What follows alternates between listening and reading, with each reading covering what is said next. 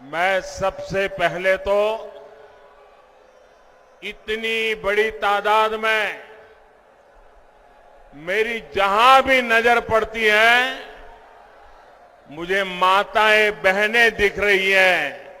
मैं उनको विशेष रूप से प्रणाम करता हूं कि आप इतनी गर्मी में हम सबको आशीर्वाद देने के लिए इतनी बड़ी संख्या में आए हैं।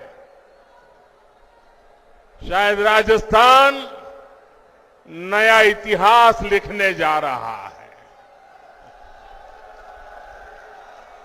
माताएं बहनें, मैं सर झुका करके आपको प्रणाम करता हूं। जय पुष्कर राजरी। परम पिता ब्रह्मा जी री जय। जय श्रीमन नारायण। सावित्री माता री जय। अजमेर, नागौर, ये क्षेत्र वीर तेजाजी महाराज और मीराबाई की आध्यात्मिक भूमि है। ये क्षेत्र राष्ट्र गौरव पृथ्वीराज चौहान जैसे शूरवीरों की शौर्य भूमि है। मैं इस महान धरती से राजस्थान की इस महान अनगिनत विभूतियों को सर झुका करके नमन करता हूं। साथियों, आज 6 अप्रैल को ही भारतीय जनता पार्टी की स्थापना हुई थी। ये संयोग देखिए कि आज ही मुझे पुष्कर क्षेत्र में आने का सौभाग्य मिला है। ब्रह्मा जी तो नियंता है, निर्माता है, और भारतीय जनता पार्टी भी नए भारत के निर्माण के लिए प्रतिबद्ध है। और सबसे बड़ी बात,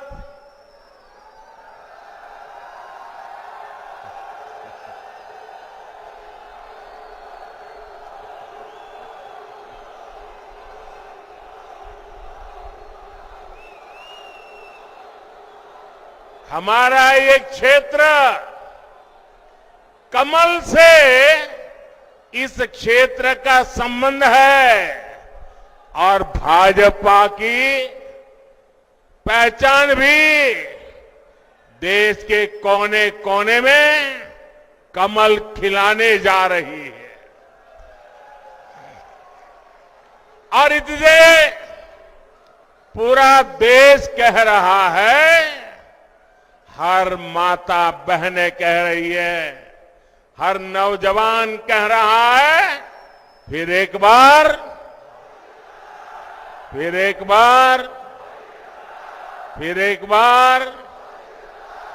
4 जून 400 पार। 4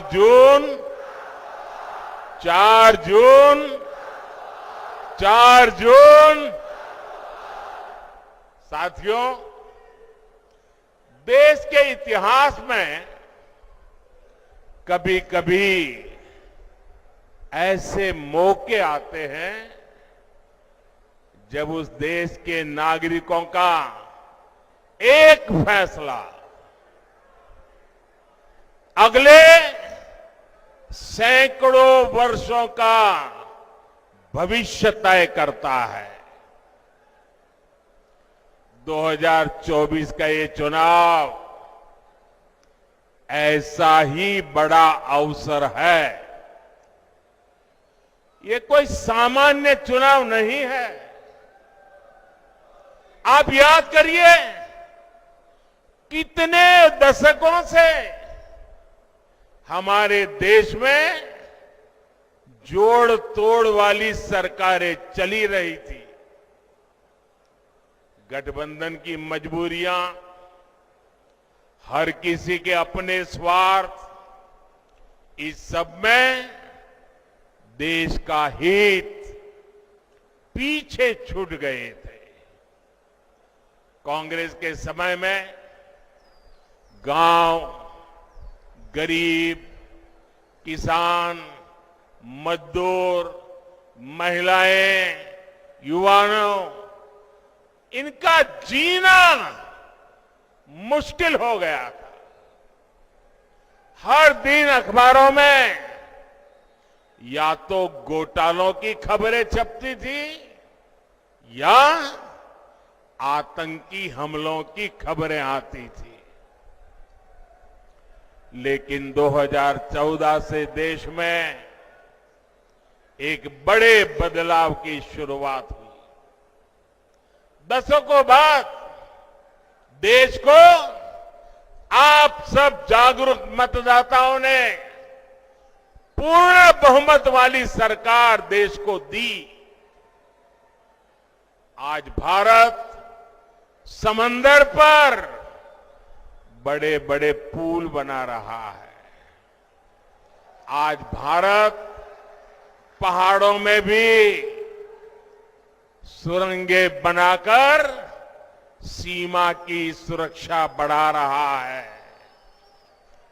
अब जब अजमेर से वंदे भारत ट्रेन रफ्तार भरती है तो विदेशी भी हैरान हो जाते हैं। अब राजस्थान में एक से बढ़कर एक एक्सप्रेस वे बन रहे हैं, डेडिकेटेड फ्रेट कॉरिडोर बन रहे हैं। भाजपा के शासन में राजस्थान विकास की नई ऊंचाई की ओर बढ़ रहा है। साथियों, कांग्रेस जहां रहती है वहां विकास हो ही नहीं सकता।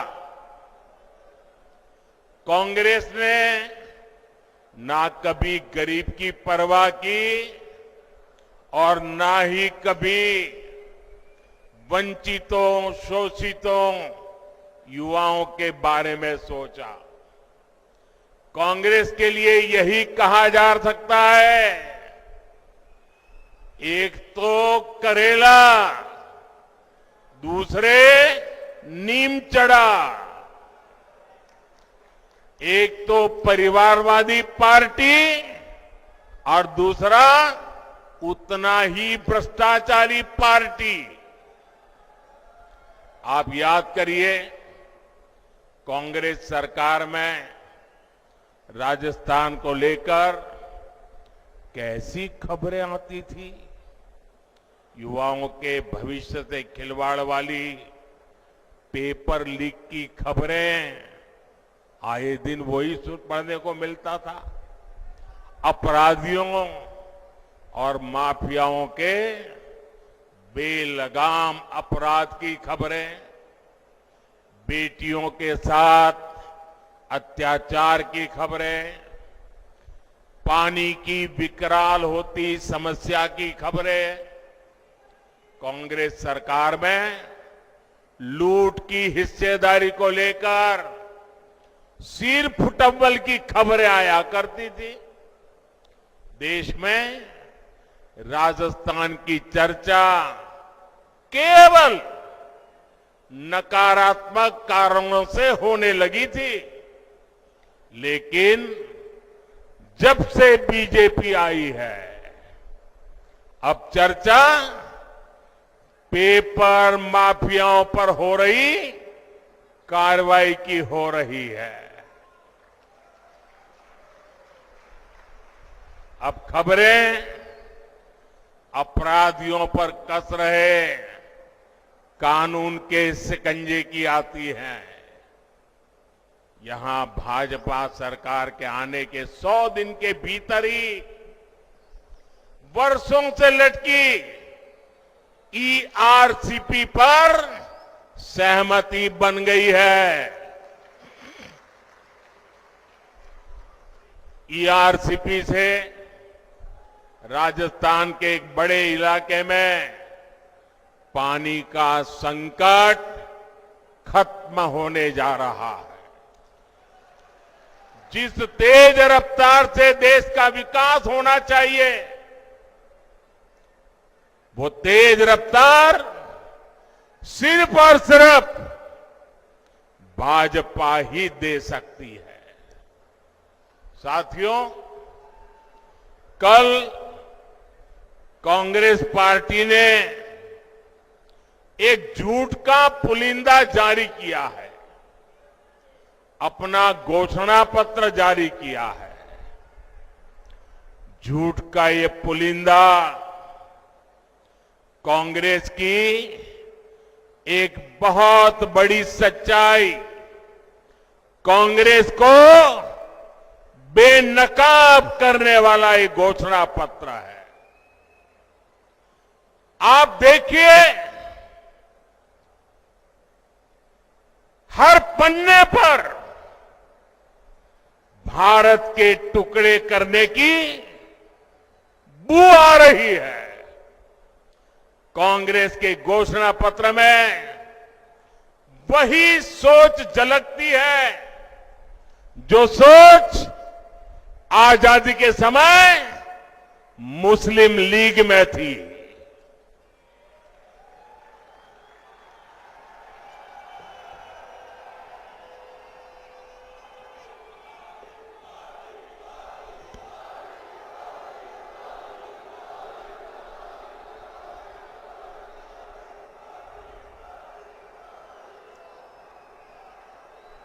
मुस्लिम लीग के उस समय के विचारों को कांग्रेस आज भारत पर थोपना चाहती है।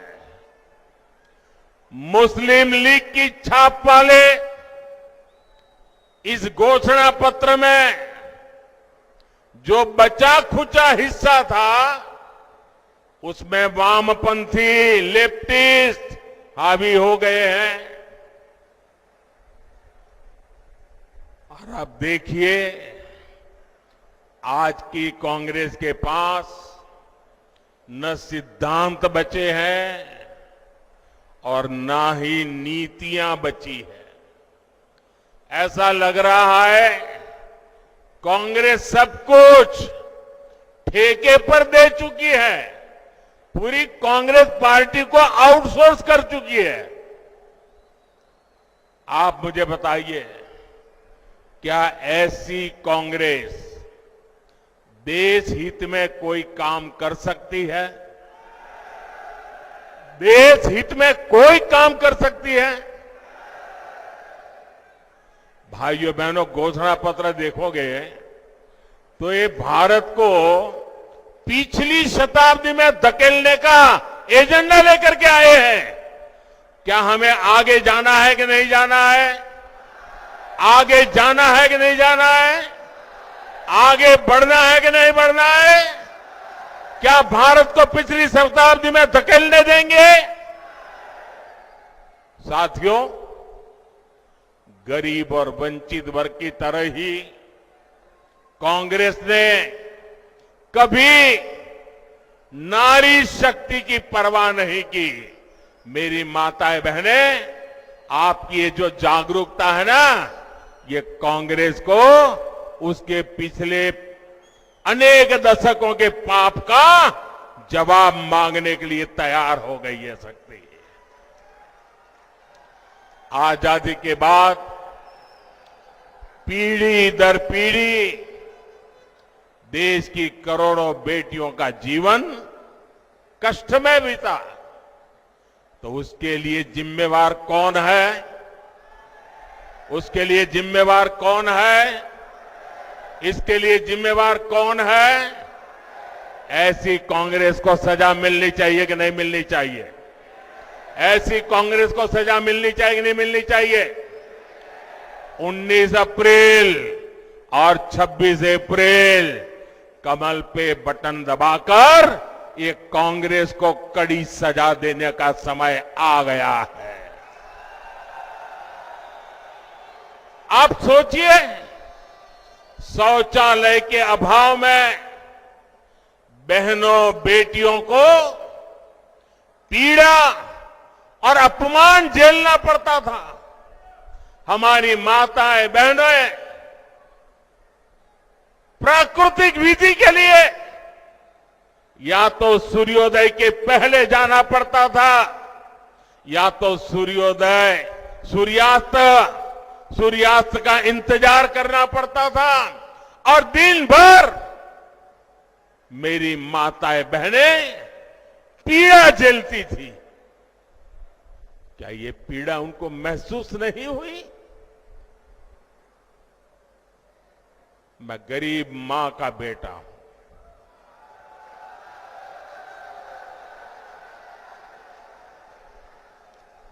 इसलिए हर मां का दुख दर्द भली भांति समझता हूं।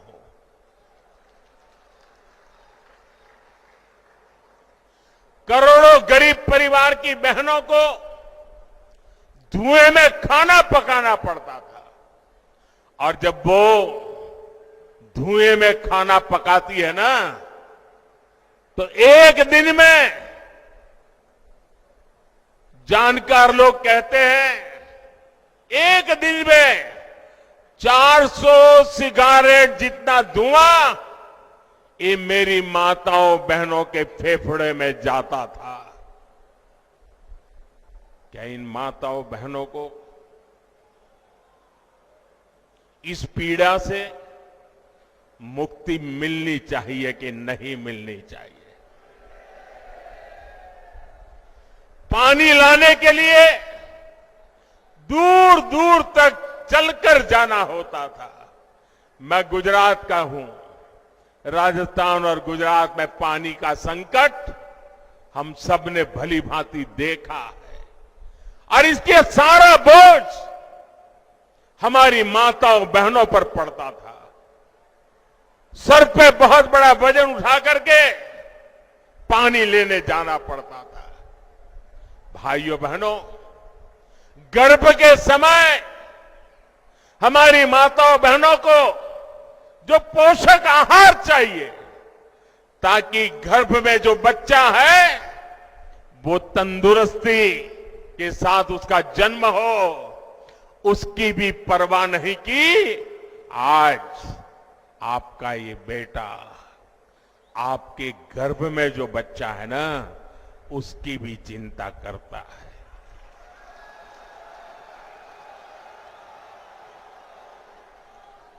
करोड़ों बहनों के पास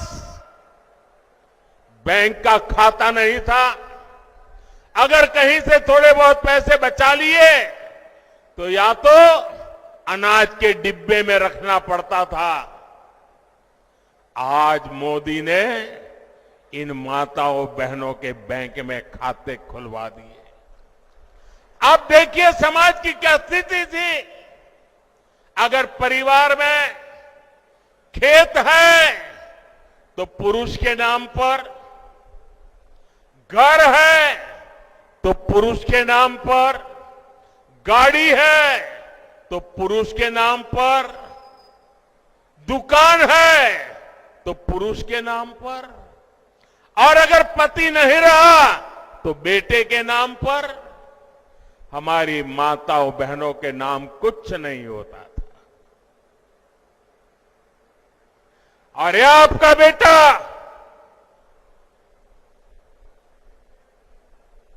मेरी माताएं बहनें, इस आपके बेटे ने तय किया कि पीएम आवास के जो मकान देंगे ना, वो महिलाओं के नाम पर होंगे।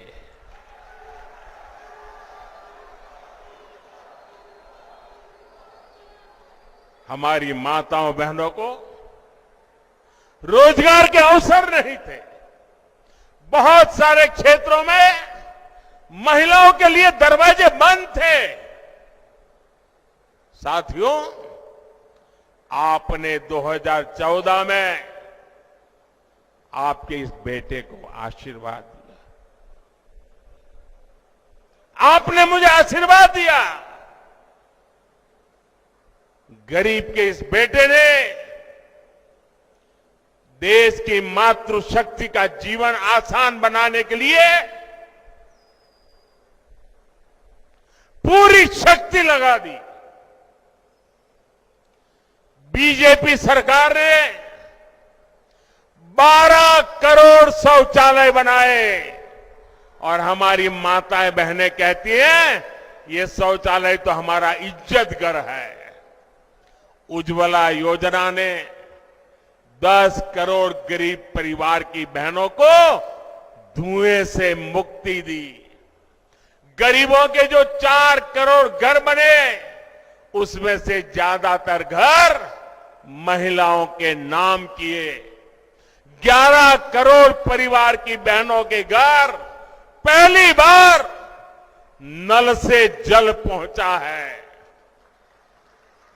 गर्भवती महिलाओं को पोषण के लिए उनके खाते में सीधे 15,000 करोड़ रुपए भेजे हैं ताकि गर्भ में बच्चा तंदुरुस्त हो।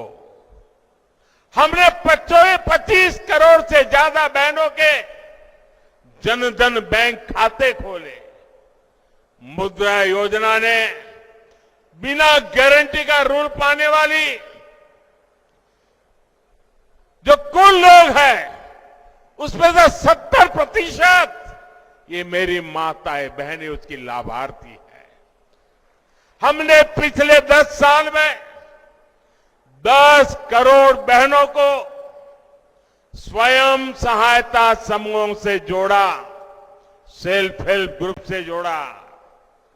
हमने 1 करोड़ बहनों को लखपति दीदी बनाया है। और मेरी माताएं बहनें, आप मुझे भरपूर आशीर्वाद दीजिए। मेरा सपना है 3 करोड़ माताओं बहनों को मैं लखपति दीदी बनाना चाहता हूं। भाइयों बहनों, ये हमारा राजस्थान वीर माताओं की भूमि है। यहां गोद में जो बच्चे पलते हैं ना, तो वीर माताओं के संस्कार से वीर बच्चे पैदा होते हैं। सेना में जाइए, मेरे राजस्थान की चमक दमक, और सिर्फ वो चमक दमक वो लंबी लंबी मूछ वाले नौजवानों के कारण ऐसा नहीं, ये वीर माताओं के कारण है। ये वीर माताओं के कारण है। लेकिन बेटा तो सेना में जा सकता था, ये मेरी वीर बेटियां नहीं जा सकती थी। मोदी ने वो दरवाजे भी खोल दिए हैं। मेरी बेटियां सेना में जा रही है। मैंने सैनिक स्कूल के दरवाजे खोल दिए हैं। गर्भावस्था के दौरान जब उस बच्चे को मां की सबसे ज्यादा जरूरत होती है, लेकिन वो रोजी रोटी कमाने के लिए कुछ ही दिन में नौकरी पर चली जाती है, छोटे से नन्हे बच्चे को छोड़ के जाना पड़ता था। ये दर्द भी आपका ये बेटा भली भांति समझता है। और इसलिए ऐसी बेटियां जो काम करती हैं, उनके लिए प्रसूति के बाद 26 हफ्ते की छुट्टी यानी आधा साल 6 महीने की छुट्टी हमारी सरकार ने दी है।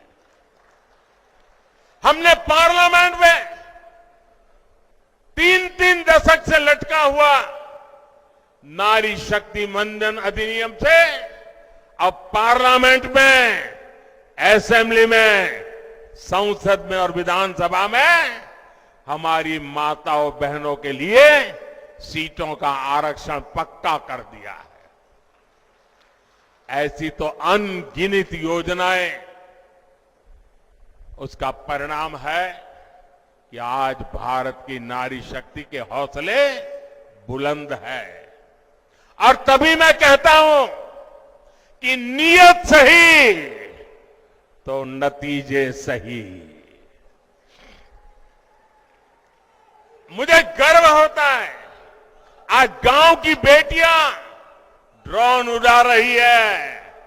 जो कभी साइकिल नहीं चला पाती थी वो आज ड्रोन पायलट बनकर के गांव में खेती में मदद कर रही है। आज खेल के मैदान में हमारी बेटियां कमाल कर रही है। आज इसरो के बड़े प्रोजेक्ट्स को हमारी महिलाएं हैंडल कर रही हैं। आज दुनिया में महिला पायलट्स का सबसे ज्यादा प्रतिशत भारत में है जो विमान उड़ाती है। साथियों, बीते 10 वर्ष में नारी कल्याण के लिए हमने जो किया है ये सूची बहुत लंबी है। आपको भी लगता है अरे मोदी जी इतना सारा कर दिया, ये भी किया, वो भी किया, इधर भी किया, इतना भी किया। मेरे राजस्थान के भाइयों बहनों, मेरे देश के भाइयों बहनों, ये जो किया है वो भले कितना ही ज्यादा क्यों ना हो, कितना ही अच्छा क्यों ना हो, लेकिन मोदी के मन की बात बता देता हूं। ये जो कुछ भी किया है ना वो तो अभी ट्रेलर है, ट्रेलर।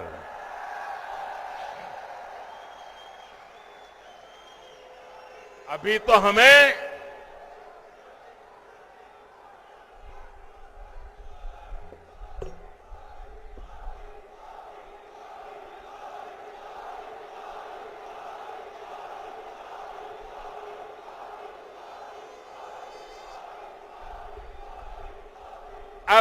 ये ट्रेलर है। हमें देश को बहुत आगे लेके जाना है। और इसलिए मैं कहता हूं आपका सपना ये मोदी का संकल्प है। हमें 2047 तक भारत को विकसित बनाना है। हमें भारत को दुनिया की तीसरी बड़ी आर्थिक ताकत बनाना है। हमें हर प्रकार से भारत को आत्मनिर्भर बनाना है। ये तभी संभव होगा जब देश की आधी आबादी की भागीदारी का विस्तार होगा। माताओं, बहनों, बेटियों का सुख, सुविधा, सम्मान, सुरक्षा और समृद्धि ये मोदी की गारंटी है। और इसलिए देश की नारी शक्ति भी कह रही है मोदी को जिताएंगे। हर नारी कह रही है, हर नारी की गारंटी है। साथियों, मोदी आप सबके बीच से आप ही की तरह एक सामान्य परिवार से उठ करके आया है। आज भाजपा का स्थापना दिन मनाया जा रहा है। मुझे कमल के फूल भेंट में दिए गए हैं, लेकिन एक जमाना था मैं भी आप ही की तरह बूथ पे काम करता था, लोगों के घर पे झंडा लगाने जाता था, दीवारों को चित्र पेंट करता था, कभी पोस्टर लगाने जाता था, कभी जिंदाबाद जिंदाबाद के जहां जुलूस निकालता था। आप ही के बीच से निकल करके आज मैं आपके यहां पहुंचा।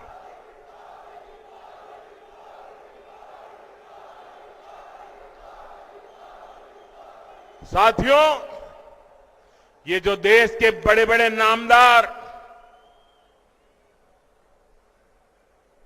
कांग्रेस और शाही परिवार के बड़े बड़े नामदार इस कामदार को गाली देते हैं, वो नामदार है, शायद गाली देना उनका वो अधिकार मानते होंगे, ये कामदार ऐसा है जो हर गाली को पचा जाता है। साथियों, ये मोदी से इसलिए नाराज है क्योंकि मोदी आज देश के गांव गरीब के साथ चट्टान की तरह खड़ा है।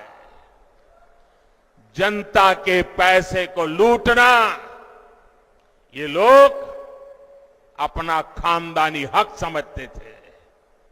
मोदी ने पिछले 10 साल में लूट की इस बीमारी का परमानेंट इलाज कर दिया है। मोदी ने इनकी लूट की दुकान का शटर गिरा दिया है और इसलिए ये बौखलाए हुए हैं। साथियों, इन परिवारवादी भ्रष्टाचारियों के कैसे कैसे खेल होते हैं, मैं आपको एक उदाहरण देता हूं। आज बीजेपी की सरकार देश के 80 करोड़ जरूरतमंदों को मुफ्त राशन देती है। अलग अलग योजनाओं का पैसा सीधा आपके खाते में आता है।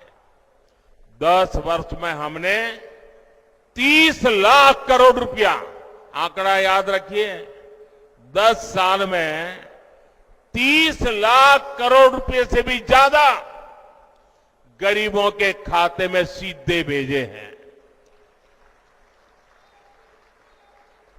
जब कांग्रेस की सरकार थी तब जो भी पैसा सरकार द्वारा भेजा जाता था तो बीच में ही लूट जाता था। अब आप सोचिए, कांग्रेस के प्रधानमंत्री ने कहा था कि दिल्ली से 1 रुपया भेजते हैं तो 15 पैसा पहुंचता है। कहा था कि नहीं कहा था? कांग्रेस के एक प्रधानमंत्री ने कहा था ना कि दिल्ली से 1 रुपया भेजते हैं तो 15 पैसा पहुंचता है। अगर 30 लाख करोड़ रुपया उनके पास होते तो क्या होता, मुझे बताइए। अब 1 रुपया भेजते हैं, 15 पैसा पहुंचता है, तो वो कौन सा पंजा है जो बीच में से रुपये मार लेता है? भाइयों बहनों, हमने जांच कराई तो पता चला कि कांग्रेस ने 10 करोड़ से ज्यादा ऐसे फर्जी लाभार्थी बनवा कर रखे थे जिनका कभी जन्म ही नहीं हुआ था, पैदा ही नहीं हुए, लेकिन योजनाएं उनके नाम पर चढ़ जाती थी। यानी 10 करोड़ फर्जी नामों पर आपके हक का हजारों करोड़ रुपया सीधे कांग्रेस के बिचौलिए के पास जा रहा था। मोदी ने ये खेल बंद कर दिया। मैंने जांच एजेंसियों को खुली छूट दी है। आपने देखा होगा, कांग्रेस के एक सांसद के यहां से 300 करोड़ से ज्यादा नगद, आप कल्पना कर सकते हैं जी, 300 करोड़ रुपए नगद अलमारी में ढेर के ढेर पड़े थे और पकड़े गए। टीवी पर आपने देखा होगा।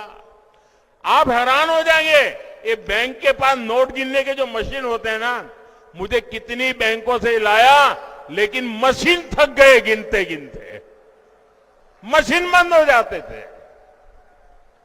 पैसे निकलते ही जा रहे थे।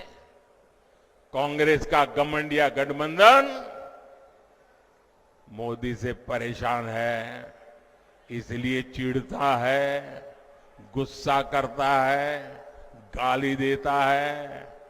लेकिन कांग्रेस के लोग समझ ले, आप जितना कीचड़ उछालोगे ना, जितना कीचड़ उछालोगे, कमल उतना ही ज्यादा खिलने वाला है।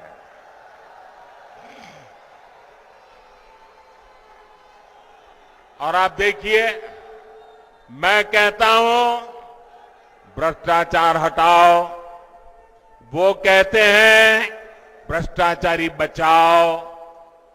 अभी देखिए, कांग्रेस पार्टी चुनाव जीतने के लिए रैली नहीं कर रही है, भ्रष्टाचारी को बचाने के लिए रैली कर रही है।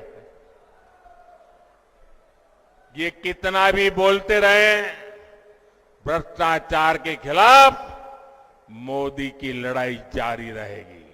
मुझे बताइए, मुझे लड़ाई जारी रखनी चाहिए कि नहीं? इस देश से भ्रष्टाचार जाना चाहिए कि नहीं? भ्रष्टाचार खत्म होना चाहिए कि नहीं होना चाहिए?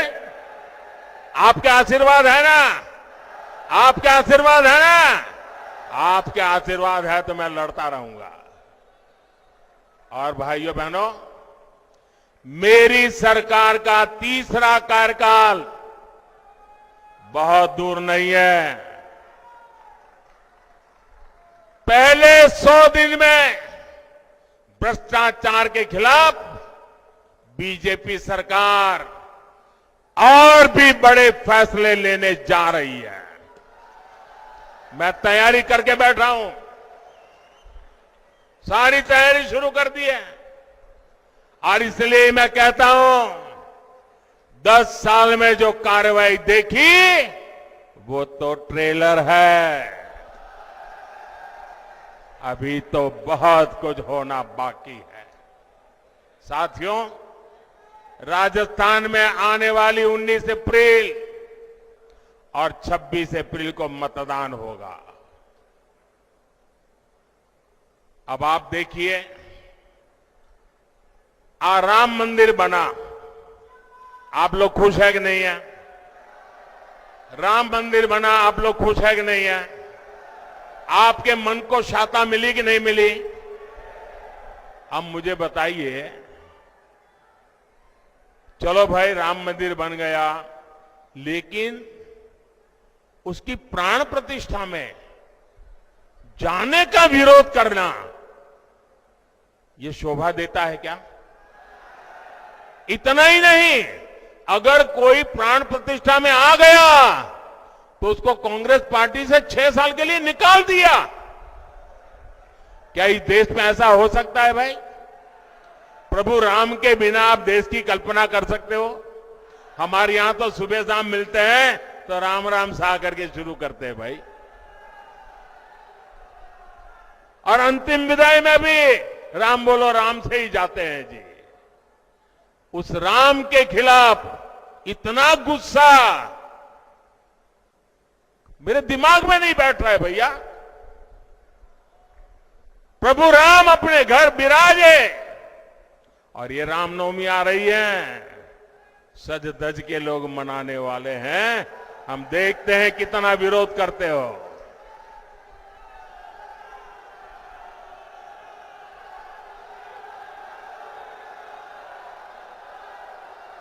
साथियों, 19 अप्रैल और 26 अप्रैल 2 दिन मतदान के हैं राजस्थान में। इस बार भारतीय जनता पार्टी ने अजमेर से हमारे साथी भागीरथ चौधरी जी को एक बार फिर उम्मीदवार बनाया है, और नागौर में मेरी छोटी बहन ज्योति मिर्धा जी ने जिम्मेवारी संभाली है। इन दोनों प्रत्याशियों को आपका एक एक वोट मोदी को मजबूत करेगा। और मुझे विश्वास है, राजस्थान से इस बार भी 25 की 25 सीटें देना ये राजस्थान ने तय कर लिया है। लेकिन इसके लिए हमें पोलिंग बूथ जीतना है। हमारी पूरी शक्ति पोलिंग बूथ जीतने में लगनी चाहिए। गर्मी कितनी ही तेज क्यों न हो, सुबह सुबह मतदान हो जाना चाहिए। तो मेरी ये बात घर घर पहुंचाओगे? मतदाताओं का आज जितना मैंने भाषण किया वो बताओगे? हर माताओं बहनों को बताओगे? पक्का बताओगे? अच्छा, एक मेरा काम करोगे? मेरा काम है, ज्योति जी का भी नहीं है, भागीरथ जी का भी नहीं है, ये मोदी का काम है। करोगे? जरा हाथ ऊपर करो। करोगे? करोगे? पक्का करोगे? आप घर घर जाना, और सबको कहना कि अपने मोदी जी पुष्कर आए थे और मोदी जी ने आपको प्रणाम भेजा है। मेरा प्रणाम पहुंचा दोगे? हर परिवार में मेरा प्रणाम पहुंचा दोगे? मेरे साथ बोलिए, भारत माता की, भारत माता की, भारत माता की। बहुत बहुत धन्यवाद।